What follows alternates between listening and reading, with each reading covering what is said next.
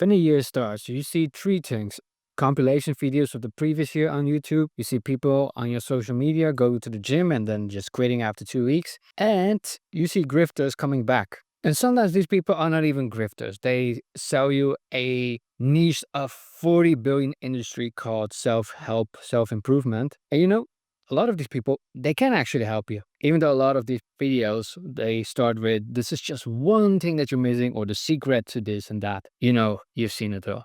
And then you still go into that program, you buy the mentorship, you follow the course, and then your life still sucks. Yeah, you're still the same. There's nothing changing, and you still follow the dream. That's basically just a carrot dangling in front of you. What's going on? Whether it's a self-help book, video, course, I don't know, group session, it's basically somebody profiting about the discontentment of your life. And technically, I'm doing now with this video as well. And of course, not every single time this happens maliciously, because there's a lot of channels I follow which have tips about financial responsibility and just discipline about time management. And of course, I'd like to see myself as someone who can help you out as well with an entertaining side. However, I do want to tell you that you need to be aware of your role in this transaction, so you can also understand that there is a way to take advantage of that, and that can be pretty easy, because it's very easy for a self-made entrepreneur who comes in with the idea with great motives and try to take advantage of your discontent in life and unhappy feelings. And you don't need to be a degree of this. And you don't need to be a degree to be one of these guys. However, it is very easy to make a buck out of you if you follow their footsteps or follow their advice. I mean, I had multiple videos about Iman Gadzhi, Andrew Tate, and you know what. And eventually they all, even though they work hard to get your attention, at the end of the day, they don't deliver the promises, and yeah, they're just grifting. Let's even say these people are not lying. They're just 100% legitimate. Let's just assume these guys are not lying. They're 100% legitimate. Even if that is true, I would still have a big issue with them. Everyone seems to have their life together. Every single one of them. And because it's the internet, there's no fact checking. And it actually feels that you're never enough. Whatever you do in life, it's never enough. Even though there's always room for improvement, but that should come from a good spot and not from a spot of that you're missing out in life. And that is something that nobody will tell you. And if some of them are at least as successful as they claim to be, yeah, that kind of makes you feel not enough. And is also genuinely upsetting. For example, someone who I really follow is Ali Abdaal, because every single video of him, it's useful for me. And his videos are so organized that in the span of 20 minutes, he at least plugs 4 or 5 things while giving you a recipe to just move from point A to point B. So whether that plug is a course, a bootcamp, or something else, selling his own books, selling someone else's course, selling you life. And on top of that, this guy became a doctor and probably thought that was too easy in life for him. And then he basically got into every other venture on the planet. So, I mean, you see videos like him, you feel like this guy is putting 28 hours in a 24 hours day, and you are just wasting your time, even by just looking at the notification on your phone. Getting back to the point, of course, someone who is going to help you in your life, they kind of have to have their own lives together, or else they're a hypocrite. However, it's still ironically kind of bad for you, because it's the idea that you go to social media and you feel bad about yourself because you see other people have their lives together, even though that is not necessarily true. And then these guys are not just doing a little bit better than you, they just light years ahead. And then maybe Ali Abdaal is pretty legit, in my opinion. It doesn't mean that other people are that, but they do present themselves in a very perfect way. And for some people, it can be an inspiration. But for some people, it can actually be like, why am I even bothering doing anything to improve my life? But also, for every person who is legit on the internet, there's 10 others who are just lying about everything, and that's kind of annoying, and it's very difficult to find a needle in a hay. For example, if you see this video, you can kind of see already what I mean with this AI generated video. So as you can see with this AI video, it's just a cookie cutter advice that is everyone's just copying the same thing, and nobody's having any original ideas. And I understand there's this thing called curation, but it's still a downside, because a lot of their advice is so fake that either they try to appeal to the common denominator, or they are dangling a carrot in front of you just to make you feel good without delivering actual results. And it can be even further. Maybe it's a call tactic to make you feel inferior so they can sell you even more because, yeah, there are problems that have been created and you need a solution for every single sub problem that they created, which you would never have had gotten in the first place. And then it leads to the next step. The interesting thing about the industry of self-help is that it doesn't have to make you change your habits. It doesn't have to give you any productivity and or results. Mostly it's based on you feeling good.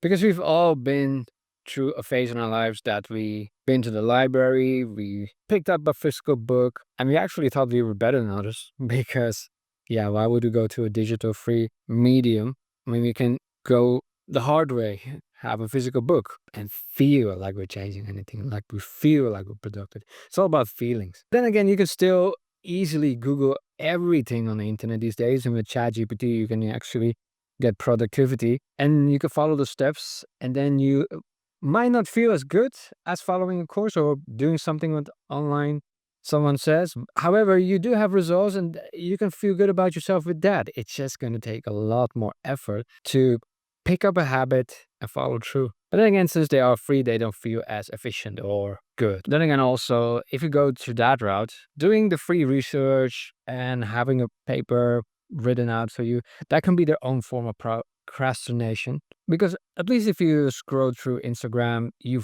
kind of know that you're wasting your life away. You kind of know that you're not doing anything productive. Again, if you do research, you feel that you're doing good and then you feel productive, even though that's not the case. And even though it feels good, you shouldn't feel good because you haven't even done anything. And at some point, you have enough information, you just have to take action. And then when you're conscious of that, you know that the more knowledge you get, it actually just procrastination and you're actually delaying your progress. However, almost nobody gets to that point. You don't feel like you're procrastination, you feel like you're productive, even though your procrastination is going on.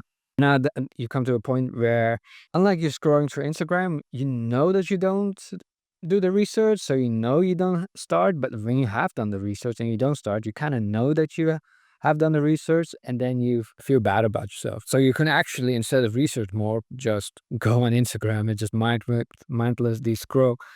And as a conclusion, you can just mindlessly scroll and enjoy about that than doing basically research for nothing. Yeah, that's kind of the conclusion of the video. I guess that's just the human nature. It doesn't matter how much research you do, you don't feel like you do enough. And if you just feel good enough, and I guess that's just human nature, you can never get rid of this feeling. You have to get more knowledge, you have to do some research.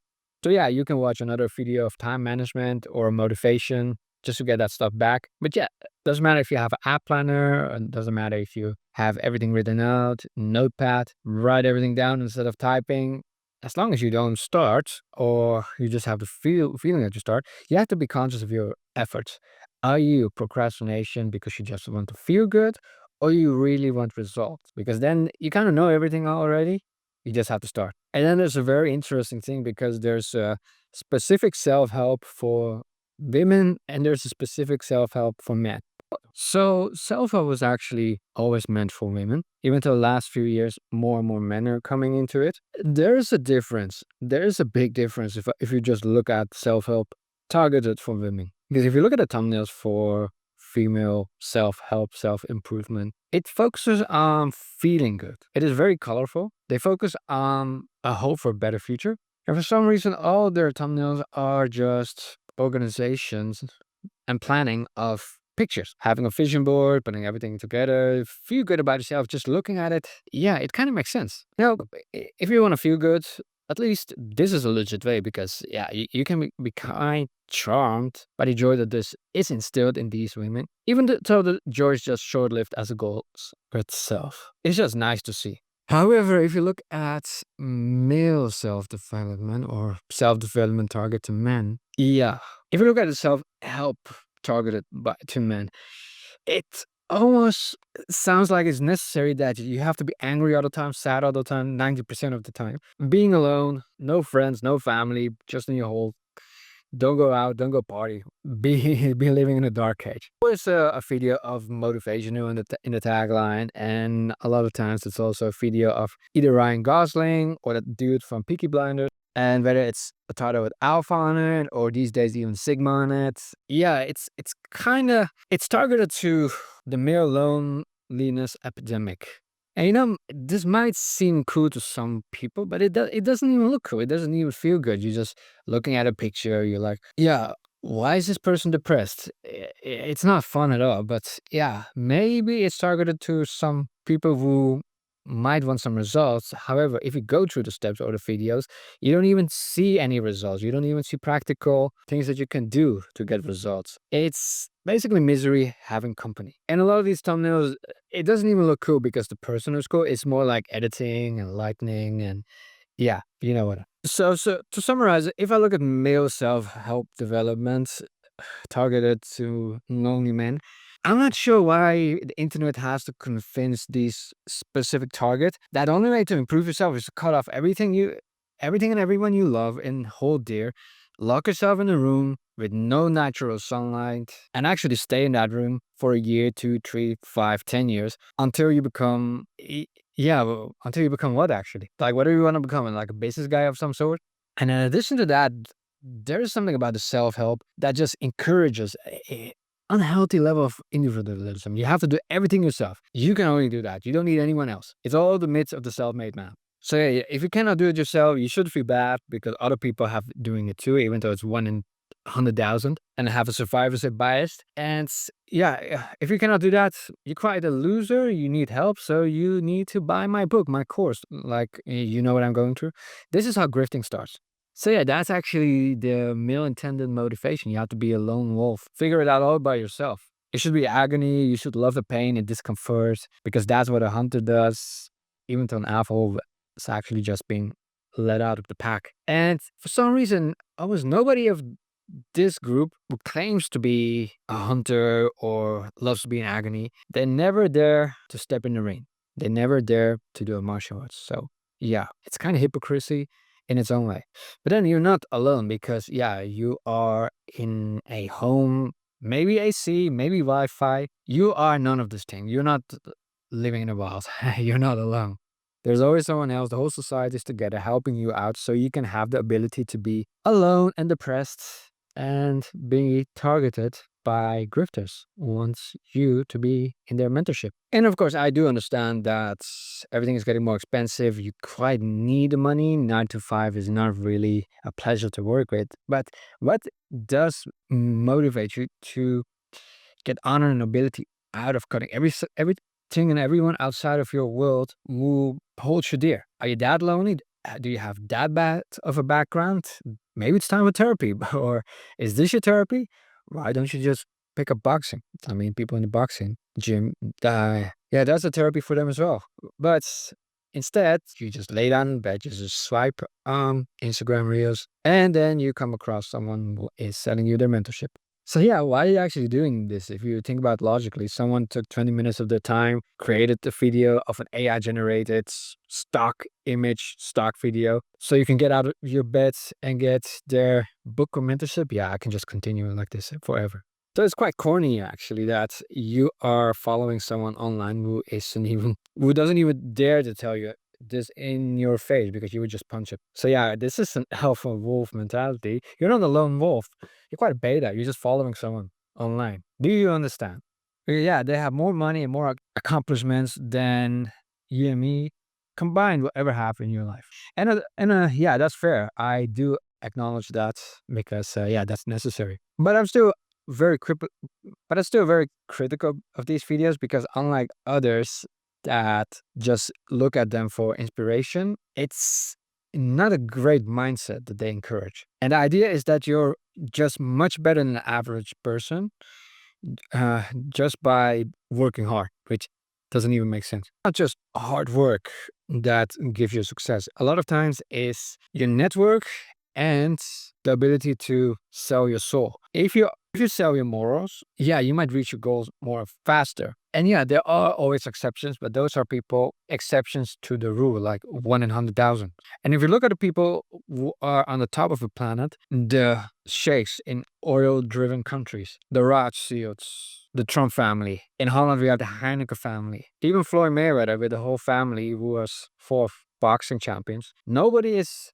doing this stuff on their own. So even the grifters online who are targeting you, they're not doing it alone. They are just selling you an idea that everyone else in your life is distraction because they will never understand this enlightened path that you chose to take. And I do understand that sometimes we outgrow each other. Sometimes you don't match with people we were in high school with or in college. But it doesn't matter there because everyone has their own goal in life. And there's so much more than just money or accomplishments or something else, even though loose morals are quite the norm. If you take these ideas to the extremes, this only leads to narcissism and thinking that you're actually more important and self-sufficient than you are. And maybe you're one of the very few people who kind of makes it, whatever that means. Most of the time, you're just drowning yourself into water because you do not by yourself have everything that you need to succeed. Read books, watch videos, consult professionals. You're kind of admitting that you need help from others. And that's fine. We can always improve and be better. We can always do that with every facet in our life. And at the end of the day, you can really work hard and still fail. Yeah. Then what does your life have meaning then? If you have cut out everything in your life, you still fail, and you don't have the relationships in your life. Well, of course, hard work doesn't necessarily need to lead to success, even though everyone who is successful has worked hard, but you get the point. If you put your entire self-worth into the result of hard work, what happens if you get hit by a truck and you cannot enjoy the fruit of your labor? So yeah, what are you going to do? You cannot will back everything existent by just your mindset. Sometimes if you fail and it's the only thing that you have in your life, it can actually cross on you. And yeah, maybe you can be one of those 100,000 people that makes it in the top of their field or even at very high ranking of your field. You can better assume that you will not. Things happen, success is never guaranteed. In conclusion, for the 99.999% of the people who are watching this, you are not special, and that's okay. I read somewhere that it's very difficult to make conscious change because your brain has so many subconscious programs. And that's a very good way to start self-help or self-improvement. That's actually a better word. It's one thing to know that you have to change. That's the easy part. But training your brain to build a habit, it's just an uphill battle because it's like you're a recovering alcoholic. You have a medicine for that, but you can only take it every day, and you have to take it every day. And I can give you example, even though you know what to do, you still scroll a lot in your feed. You still lay down 5 minutes, 10 minutes longer in bed. It's very difficult to switch off the option and go to default mode. And then when you scroll on Instagram, you close it, and then within a minute you just open it again. It's very easy to do that and very easy to fall into bad habits. And this is a example of a subconscious program that actually needs to be gone because I need to be conscious of those efforts. So yeah, what can you do? You can make a checklist for yourself to do that every morning. You can make everything as easy as possible because there is a motivation. Discipline is better than motivation, but what even better is having the way of the least resistance. If you go to the gym, you don't have any motivation and you don't have any discipline, but the gym is like 2 minutes walking from your home, that actually motivates you much more than every single day trying to get the motivation, energy, and discipline to go half an hour. Personally, I don't love to have deadlines on my goals because if I don't reach the deadline, I feel like I failed. So for me, everyone's different. Goal setting works if I have the feeling that I don't change the world overnight. I have to accept that I have to come back every single time. I have to accept the fact that I'm imperfect. I have to accept the fact that there are many difficult days that I will be in a setback. I might be in a setback the rest of my life. And that's fine. That's okay. We are trying to improve ourselves. That is what makes us human. So the part of the process is you're going to be failing all the time over and over again until you succeed. For example, I'm a brown belt in Brazilian Jiu-Jitsu. I might get my black belt, and it's not because I'm good. It's just that I'm failing over and over again. I don't feel good, but I just keep sticking at it. And eventually I get a black belt.